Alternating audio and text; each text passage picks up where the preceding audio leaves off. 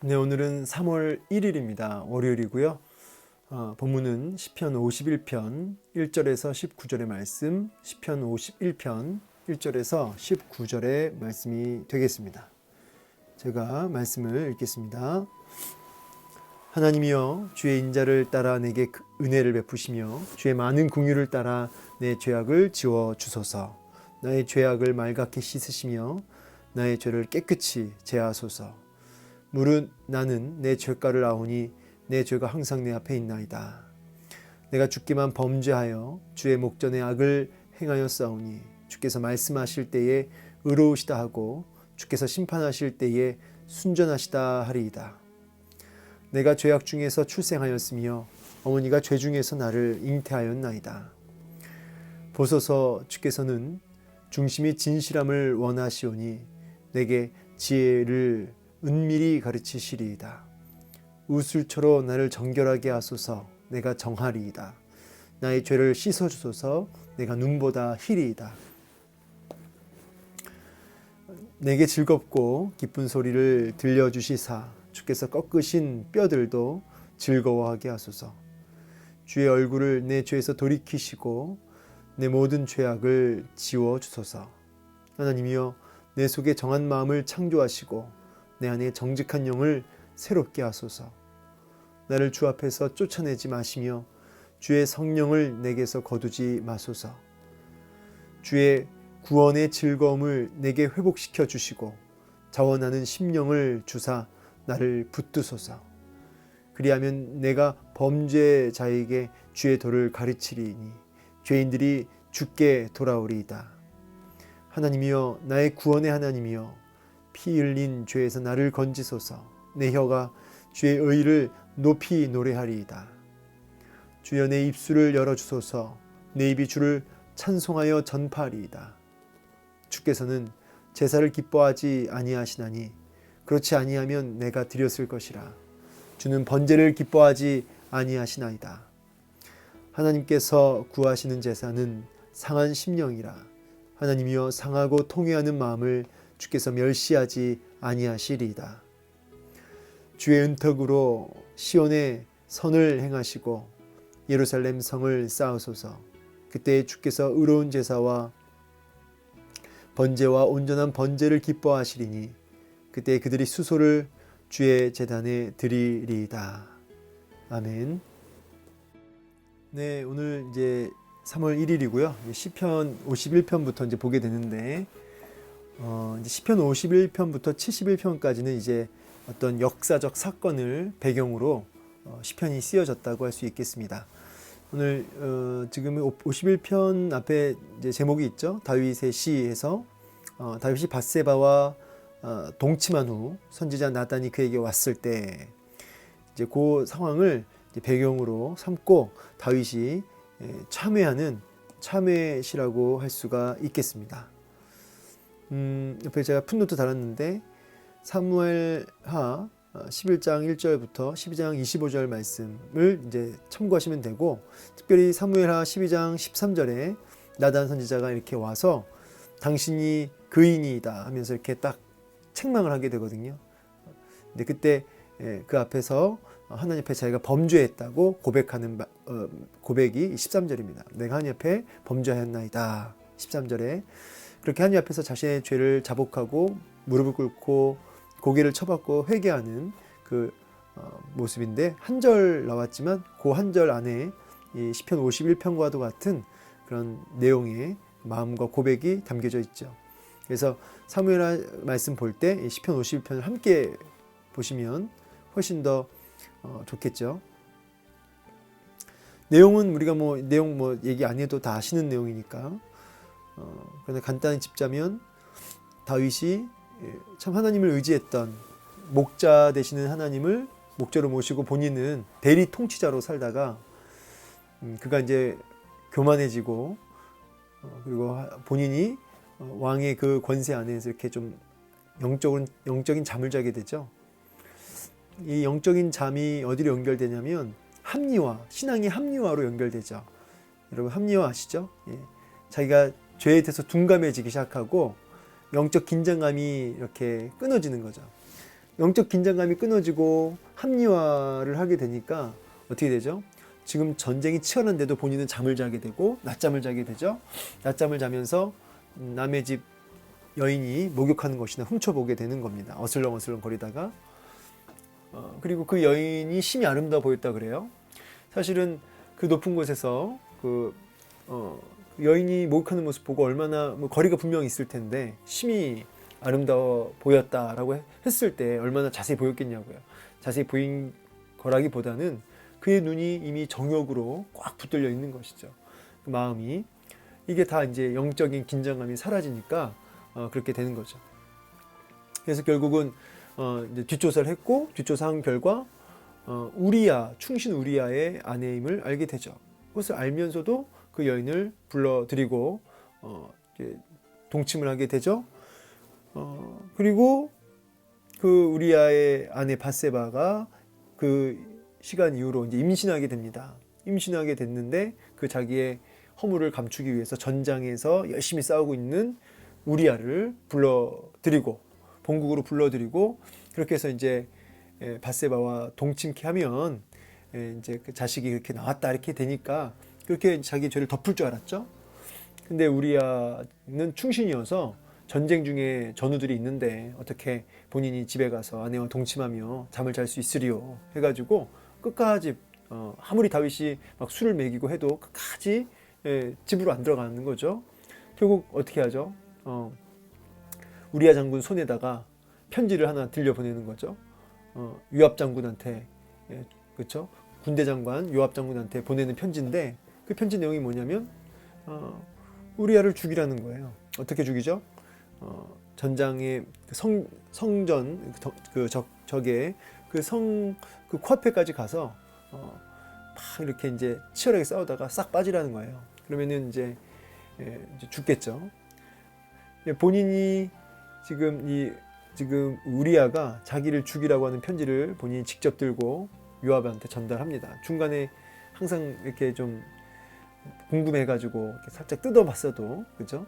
안 죽고 살았을 텐데 워낙 충신인 거죠. 가지 보지도 않고 전달 잘했고요.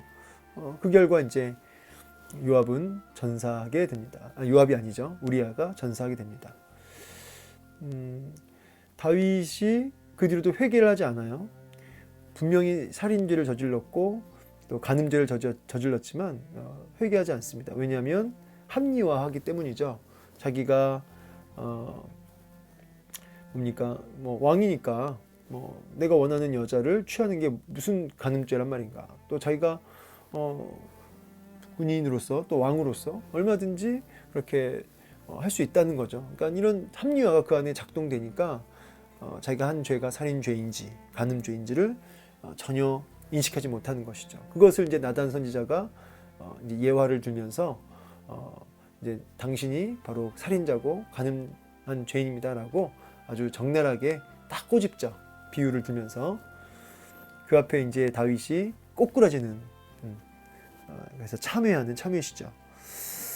이런 내용을 이제 배경으로 하나님이여 주의 인자를 따라 내게 은혜를 베푸시며 주의 많은 긍휼을 따라 내 죄악을 지워 주소서. 여기 인자라는 말은 헤세드라고 해서 언약적 사랑을 가리킵니다. 하나님의 그 언약을 붙들고 그 신실하신 그 약속을 붙들고 자기에게 뭘 달라는 거예요? 은혜를 베풀어 달라는 거죠. 주의 많은 긍휼, 마치 이제 어머니가 아이를 복중에 이렇게 두고 태아를 향한 그 엄마의 그런 애틋한 마음이 이제 그 긍휼이라는 단어에 있어요. 그래서 그런 하나님 그런 긍휼을 좀 자기에게 베풀어 달라고 하는, 그래서 그 언약적 사랑과 그 긍휼하심으로 그 주님의 그 불쌍히 여겨 주심으로 저희 자신의 죄악을 이렇게 씻겨 달라고 하는 그런 기도로 시작하고 있습니다. 세상 사람들이 제일 싫어하는 게 뭐냐면 예수님을 믿는다는 사람이 죄를 짓고 회개하면 그만이라는 거죠. 이게 이제 세상 사람들이 정말 기독교인들을 싫어하는 아주 중요한 포인트 중에 하나입니다. 그 대표적인 영화들이 많이 있고, 특별히 밀양이라고 했던 영화, 전도연 주연의 그 영화도 그런 예 중에 하나라고 할 수 있겠습니다. 오늘 본문 묵상함의 뭐 큰 그 포인트는 아니에요, 전혀. 그러나 그냥 좀 생각해 볼 거는 이제 그런 겁니다. 우리가 죄를 짓고 회개하면 정말 땡입니까? 그만입니까? 그게 이제 구원파라고 하는 이단이에요, 이단. 우리는 죄를 짓고 죄에 합당한 벌을 받는 거예요. 형벌이죠, 형벌. 다윗이 이 이후로 하나님 앞에 엄청나게 두드려 맞습니다. 뭐 그 내용은 뭐 다 얘기하진 않아도 비참하죠, 아주.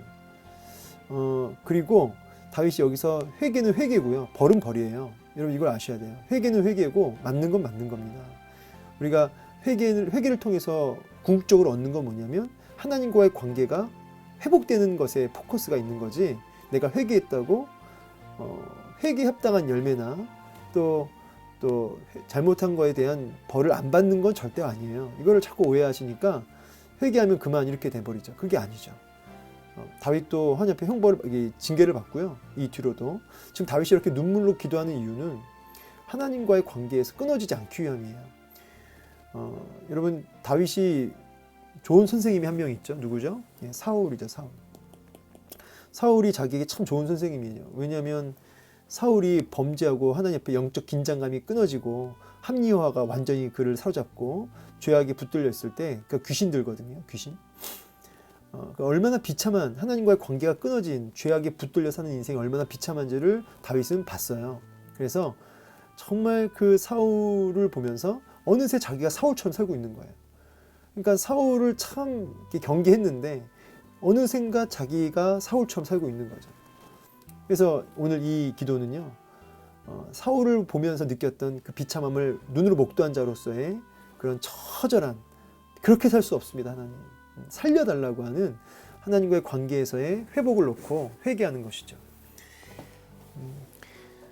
그래서 참 어떻게 보면 다윗에게 사울은 선물과도 같다.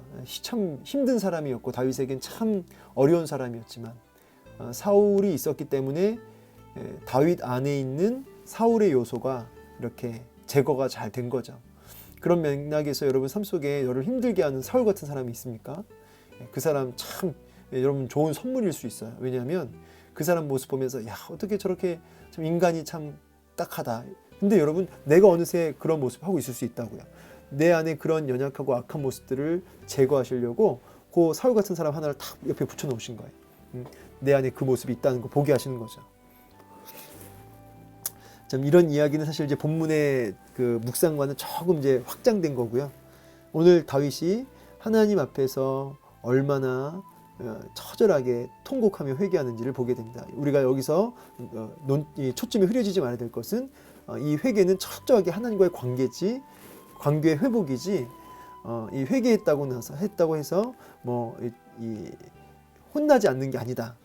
그런 의미에서 여러분 죄 짓는 거에 대해서 좀 두려워하셔야 돼요. 하나님 앞에서 두려우실 수 있어야 돼요. 우리 특히 신약 시대에 사는 우리들은 참 이렇게 죄를 편하게 지어요. 왜냐하면 예수님이 우리 죄를 위해 죽으셨네 하면서 나는 죄의 사함 받았고 이제 난 깨끗해졌네 하면서 이제 문제가 전혀 없을 거라 생각하죠. 물론 우리가 구원의 문제에 있어서 참 예수님의 영원한 그 속죄하심으로 우리가 구원을 얻었죠. 그러나 하나님께서 자녀를 양육하실 때 잘못하면 징계하세요. 예. 그래서 더 두려운 거죠. 더 사실은 민감해야 되거든요, 이 죄에 대해서. 근데 너무 둔감해지고, 그렇죠? 그런 것들을 참 이게 너무 이게 잘못 배웠다 그런 생각을 합니다, 사실은. 자, 본문으로 들어가서 제가 안타까움이 커서 사실 이게 그냥 절제하지 않으면 아마 굉장히 오래 갈 거예요. 근데 제가 그만 절제하고 이 언약적 사랑을 붙들고 간구하는 기도 굉장히 중요합니다. 여러분, 이 인자와 궁율, 하나님의 성품과 인자, 그 언약, 약속의 말씀을 붙들고 간구하는 게 진짜 여러분 기도 잘하는 거예요. 기도를 그냥 허공에 치는 기도가 아니고요. 하나님, 좀 말이 좀 그런데 하나님 마음에 쏙 드는 기도, 하나님이 참 들어주실 수밖에 없는 기도, 이게 그런 기도예요. 첫 번째 하나님 성품에 호소하는 거죠. 하나님의 성품, 자비하심, 선하심, 긍휼의 여기심, 불쌍히 여기심, 하나님의 성품, 그리고 동시에 약속. 조지 뮬러 5만 번 기도 응답받은 조지 뮬러가 항상 약속 붙들고 성경책 펴놓고 성경 구절 읽어가면서 기도했잖아요. 지금 다윗이 꼭 그렇게 기도하는 거예요. 언약적 사랑과 주님의 그 성품을 붙들고 내 죄악을 지워주소서, 맑게 씻어주소서, 깨끗이 하소서 하면서 3절에 물은 나는 내 죄가를 아오니. 굉장히 중요한 거죠. 이게 구원받은 사람의 중요한 특징이에요. 뭐냐면 자기 죄에 대한 인식이 있어요. 그리고 거기서 뭘 하냐면 고통해요. 그래서 여러분 예수님을 믿게 되면 들어오는 중요한 감정적 요소가 고통입니다. 그러니까 여러분 예수님을 믿으면 이런 고통과 탄식이 있으셔야 돼요. 이게 진짜 믿음을 가진 사람의 아주 중요한 특징입니다. 그래서 사도 바울이 오호라 나는 공고한 사람이로다. 이 사망의 몸에서 누가 나를 건져내랴 하면서 그 자기의 죄악에 대한 분명한 인식과 깨달음, 그리고 거기에 대한 고통 속에 오호라라고 하는 비명을 지르게 되죠. 그러니까 죄가 더한 것에 은혜가 더했다는 구절 아시죠? 죄를 더 많이 지었기 때문에 은혜를 더 많이 받는다는 뜻이 아니라 내 죄악을 더 많이 깨닫고 더 많이 인식한다는 거예요. 그러니까 어떻게 돼요? 뭐가 더 절실히 필요해요? 은혜가 절실히 필요해지는 거죠. 그래서 그 로마서 7장이 그렇게 탄식으로 끝나다가 그러므로 이제 그리스도 예수 안에 있는 자에게는 결코 정죄함이 없나니 이는 그리스도 예수 안에 있는 생명이 성령의 법이 죄와 사망의 법에서 너를 해방하였느니라 하면서 로마서 8장으로 딱 연결되는 건데, 그러면서 이제 십자가를 팍 붙드는 거죠. 그래서 이 메시지가 그렇게 연결돼요. 자기의 죄과를 아는 자는, 그러니까 진짜 예수를 믿으면 자기의 죄가 밝히 드러나고요. 마치 어두운 방에 빛이 들어오면 그 방 안에 있던 더러운 거 다 보이잖아요. 네. 빛 대신 주님을 진짜 만난 사람은 자기의 죄에 대한 인식이 커지고요. 거기에 대한 절규와 탄식과 고통이 있습니다. 그래서 예수 믿으면 좋은데 그 좋은 감정 이후에 고통과 슬픔이 있어요. 탄식이 있어요. 예. 이런 게 아직 없었다면 여러분 아직 구원을 확인해 보셔야 돼요. 다윗은 안다 그래요. 내 죄가를, 내 죄가 항상 내 앞에 있나이다. 그러니까 얼마나 죄에 대해서 민감한지, 그러니까 죄에 대해서 너무나 둔감했고 합리화했고 영적 긴장감이 다 끊어진 인생이 나단 선지자를 딱 통해서 말씀을 통해 딱 찔림 받으니까 자기의 죄악을 밝히 깨닫고 하나님 앞에 엎드려지게 되는 거죠. 그러니까 우리 이 나단 선지자가 꼭 말씀과 같은 거죠. 성령의 검, 또 말씀과도 같은 거예요. 우리 인생에도 성령께서 늘 말씀을 통해 우리를 딱 비추실 때, 찔림을 받을 때 거기에 대해서 딱 다윗처럼 엎드려질 수 있어야겠죠. 내가 죽기만 범죄하여 주의 목전에 악을 행하였사오니, 이게 죽기만 범죄했다는 게 사람한테는 죄를 안 졌다 그 뜻이 아니라 하나님의 피할 수 없는 심판을 얘기하는 거예요. 그러니까 죽기만 범죄했다, 주님한테만 죄를 짓고 사람한테는 죄를 안 졌다 그런 뜻이 아니라는 거예요. 하나님의 피할 수 없는 그 심판, 주의 목전에서 악을 행하였다. 하나님 앞에서 내가 지금 다 지켜보고 계신다는 거죠. 주님이 내 죄를 다 지켜보고 계시고 주님의 그 피할 수 없는 눈을 자기가 이제 알았다는 거예요. 그래서 주께서 말씀하실 때 의로우시다 하고 주께서 심판하실 때 순전하시다 하리이다. 참 주님의 심판은 의롭고 순전하신, 공평하신 그런 심판이시죠. 그래서 피할 수가 없는 거예요. 주님 앞에 밝히 드러납니다. 사람 앞에 숨길 수 있어도. 그래서 그런 의미에서 그렇게 고백하면서 내가 죄악 중에 출생하였으며 어머니가 죄 중에서 나를 잉태하였나이다. 전적으로 타락한 인생의 모습을 그대로 다 드러내고 있어요. 그래서 여러분 아시죠? 죄를 져서 죄인이 아니고, 그죠? 죄인으로 태어나서 죄를 짓는 거예요. 그러니까 이게 기독교의 중요한 교리죠. 죄를 지어서 죄인이 된 게 아니라 죄인으로 태어나서 죄를 짓는다. 요 순서를 잊지 마셔야 돼요. 왜냐하면 이게 우리가 원죄를 의미하는 원죄, 그래서 전적인 은혜가 아니고서는 소망이 없는 존재임을 고백하고 있는 거죠. 지금 다윗이 그것을 고백하고 있습니다. 보소서, 주께서는 중심이 진실함을 원하시오니 내게 지혜를 은밀히 가르치리이다. 그래서 하나님 앞에 포장하지 않고 감추지 않고 자기의 그런 죄악들, 고통 이런 것들을 다 이렇게 하나님 앞에 가지고 나아가는 이 부분을 진실함으로 얘기하고 있습니다. 또 진실함이라는 단어가 사실 충성이라고도 연결되거든요. 이런 하나님을 향한 충성된 마음, 이런 마음을 주께서 원하시오니 내게 지혜를 은밀히 가르치리이다. 그래서 하나님 뜻을 분별하는 그 진실함이 있는, 또 충성된 마음이 있는 그에게 하나님 뜻을 분별하는 부분을 우리에게 주신다는 거죠. 그러면서 우슬초로 나를 정결케 하소서 그러죠. 우슬초는 제가 풋노트 달았지만 레위기 14장 4절에 보면은 이제 문둥병 환자들이 이제 정결케 되면 그 우슬초로 이렇게 그 피를 뿌리는 그런 게 있습니다. 또 유월절 때도 우슬초로 이렇게 바르잖아요. 문설주에다가 피를. 우슬초는 원래 아주 향기가 강한 향초예요. 이게 이제 어떤 부정한 것을 정결하게 한다는 의미가 있습니다. 그래서 우슬초 날 정결케 하소서. 그래서 이거를 이제 신약까지 가지고 연결해서 예수 그리스도의 보혈을 이렇게 묵상하게 하는 중요한 단어로도 우슬초를 쓰기도 합니다. 그래서 예수 그리스도의 보혈로 자기를 정결케 할 수 있다라고 하는 고백으로 이 우슬초가 연결돼요. 그러나 이제 다윗이 그것까지 바라보면서 우슬초를 얘기했다기보다는 부정함을 씻겨내는 도구로서 우슬초를 썼기 때문에 이렇게 고백을 하고 있는 거죠. 나를 정결하게 하소서, 나의 죄를 씻소서, 내가 눈보다 희리이다. 예, 실제로 예수 그리스도의 보혈의 피로 이렇게 우리가 씻겨지는 줄로 믿습니다.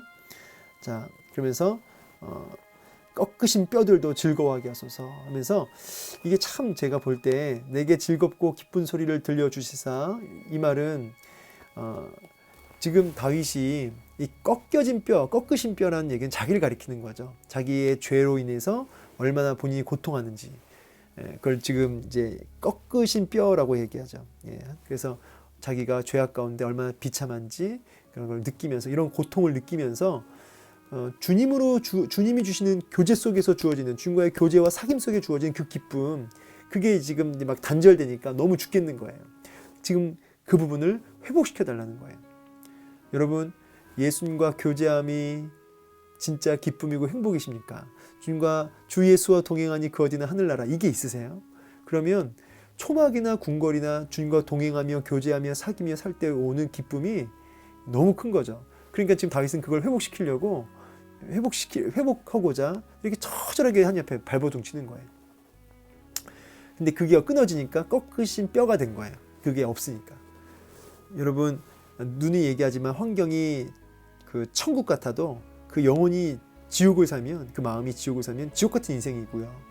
환경이 아무리 지옥 같아도 너무 고통스러워도 그 마음이 천국이면 천국 같은 인생을 사는 건데, 지금 이 시인은 지금 하나님과의 교제가 끊어진 그 상태가 지옥 같은 거예요. 그래서 꺾으신 뼈들이라는 고백을 하고 있는 거죠. 그러면서 하나님과 나와의 그 관계를 딱 끊어내는 이런 죄악들, 그래서 교제가 끊어진 이 상태를 지금 회복하기 위해서 이 죄를 지금 씻겨달라는 얘기예요. 이 죄를 그래서 끊임없이 죄를 가지고 하나님 앞에 나아가는 거죠. 실제로 여러분과 하나님 사이에, 나와 하나님 사이에 관계를 긴밀하게 하지 못하는 게 죄악들이거든요. 그래서 여러분 하나님과의 관계가 문제가 있으세요? 그러면은 여러분 삶 속에 지금 제거해야 할, 척결해야 할 죄의 요소가 있는 거예요. 그걸 추적해서 끊어내는 그런 결단이 필요하겠죠. 그래서 정한 마음을 창조하시고 내 안에 정직한 영을 새롭게 하소서 하면서 자기의 영혼을 좀 새롭게 해달라는 거예요. 이 정한 마음이라는 게 제가 자주 쓰는 단어가 뭐냐면 거룩한 열정이거든요. 죄를 짓고 싶지 않은 마음. 사실 우리는 죄를 짓고 싶은 마음이 가득하거든요. 그런데 죄를 미워하는 마음, 그리고 하나님을 기쁘시게 하고 순종하고 싶은 그 마음, 그걸 내 안에 창조해 달라는 거예요. 이거를 거룩한 열정이라, 하나님을 기쁘시게 하고 싶다고 하는 열정, 죄를 미워하는 열정, 이런 마음이 우리 안에 막 불현듯 일어나는 거죠. 이게 구원받은 성도에게 분명히 있고요. 이게 창조, 이걸 뭐 새 창조라고도 할 수 있겠지만, 이런 새 창조의 역사가 우리 안에서부터 일어나야 되는 거죠.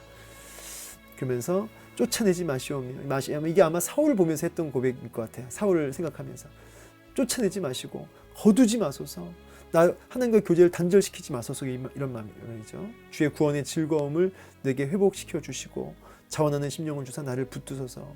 그래서 이 자원하는 심령, 거룩한 열정으로 같이 보시면 되겠습니다. 그러니까 시인이 얼마나 하나님과의 그런 다윗이 그런 교제와 그 주님이 주시는 기쁨에 얼마나 그가 왕으로서 누리는 영광이 아니라 주님으로 인해 행복했던 그것을 지금 얼마나 간구하고 있는지 몰라요. 자기를 붙들어 달라고 기도합니다. 자기를 그렇게 해주시면, 회복시켜 주시면 범죄자에게 주의 도를 가르치고 죄인들을 주께로 돌아오게 하리이다. 그러면서 본인이 이제 전도자로 살겠다고 고백하는 거죠. 하나님이여, 나의 구원의 하나님이여, 나를 건지소서. 그러면서 16절에 주께서 기뻐하신 제사는 뭐냐면, 이런 어떤 번제, 형식적인 제사, 이런 게 아니라 구하시는 제사는 뭐라고요? 상한 심령이라. 하나님이여 상하고 통회하는 마음을 주께서 멸시하지 아니하시리이다. 이 상한 심령이 뭡니까? broken heart, 완전히 부서진 가슴이에요. 부서진 마음. 무슨 이 마음이 뭐예요? 이 죄악으로 부서지고 내 연약함으로 부서지고. 이 상한 심령이 broken heart가 뭘로 연결되냐면 은혜, 하나님의 언약적 그 인자하심, 그 긍휼히 여겨주심, 그 앞에 처절히 기억하게 하거든요. 그래서 이 상한 심령이 참 은혜 받는 키예요. 은혜 받는 키, 상한 심령, broken heart. 여러분 혹시 참 마음이 부서져 계십니까? 거기에 하나님의 그 인자하심과 긍휼히 여겨주심 앞에 처절하게 기어 나가는 그 원동력이 돼요. 그래서 때로는 우리를 상한 심령의 자리로 몰고 가실 때도 있어요. 그래서 우리 마음이 상한 심령이 되게끔, 그래서 하나님 앞에 처절하게끔 주께서 멸시하지 아니하시리이다 하면서 온전한 예배를 하나님 기뻐 받으신다라고 하는 고백으로 말씀이 마무리됩니다. 이 온전한 번제라는 것은 상한 심령을 가지고 전적인 은혜를 의지하여 나아가는 예배겠죠. 이런 예배의 회복을 마지막으로 고백하고 끝납니다. 오늘 말씀 기억하면서 좀 오늘도 길었는데요. 오늘도 이 다윗의 처절한 이 회개를 통해 특별히 인자와 긍휼을 붙들고 상한 심령의 마음으로 하나님 앞에 나아가는 이 모습이 우리 안에 있기를 원하고요. 이 구원의 기쁨, 즐거움이 오늘도 우리 안에 충만하기를 원합니다. 하나님과의 관계의 단절을 낳고 있는 모든 죄악의 요소를 제거하실 수 있는 결단도 오늘 있기를 소망합니다. 사랑하고 축복합니다.